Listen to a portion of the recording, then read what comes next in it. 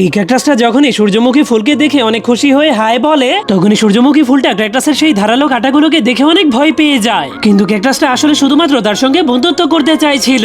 তবুও সূর্যমুখীরা তাকে বকাঝকা করে সেখান থেকে তাড়িয়ে দেয়। এরপরের দিন হঠাৎ করে সেখানে অনেক জোরে জোরে বাতাস শুরু হয়ে যায়, যার কারণে বাতাসে ড্যান্ডিলিয়ান ফুলের তুলার মতো পাপড়িগুলো উড়ে চারদিকে ছড়িয়ে যেতে শুরু করে। তখন ক্যাকটাসটা সেগুলোকে ধরার চেষ্টা করলে সেই পাপড়িগুলো তার কাঁটার সঙ্গে আটকে যায়, যা থেকে সেই ফুলগুলো তাকে আরো অপছন্দ করতে শুরু করে। যার কারণে পরের দিন ক্যাকটাসটা তাদের সঙ্গে বন্ধুত্ব করার জন্য তার হাতের সবগুলো কাঁটাকেই তুলে ফেলে। কিন্তু সেটা দেখে ফুলগুলো তাকে নিয়ে হাসাহাসি শুরু করে দেয়, যার কারণে ক্যাকটাসটার মনটা অনেক খারাপ হয়ে যায়। এরপর রাতের বেলা সে যখনই ঘুমাতে যায়, তখনই অনেক ভয়ঙ্কর একটা শব্দ শুনে সে অনেক ভয় পেয়ে যায়। এরপর সে সামনে তাকালে দেখতে পায় সেটা একটা সজারু, তার শরীরেও তার মতোই অনেক কাঁটা আছে। প্রথমে ক্যাকটাসটা তাকে দেখে অনেক ভয় পেয়ে গেলেও পরে তাদের দুজনের মধ্যে অনেক ভালো বন্ধুত্ব হয়ে যায়। এরপর তারা দুজন অনেক আনন্দ করতে শুরু করে দিলে সজারুটা ক্যাকটাসের দিকে একটা বল ছুড়ে মারে, কিন্তু সেই বলটা ক্যাকটাসের মাথায় লাগলেই ফেটে যায়। কিন্তু তবুও সজারুটা তাকে কিছুই বলেনি, কারণ তার শরীরেও ঠিক এমনই কাঁটা ছিল।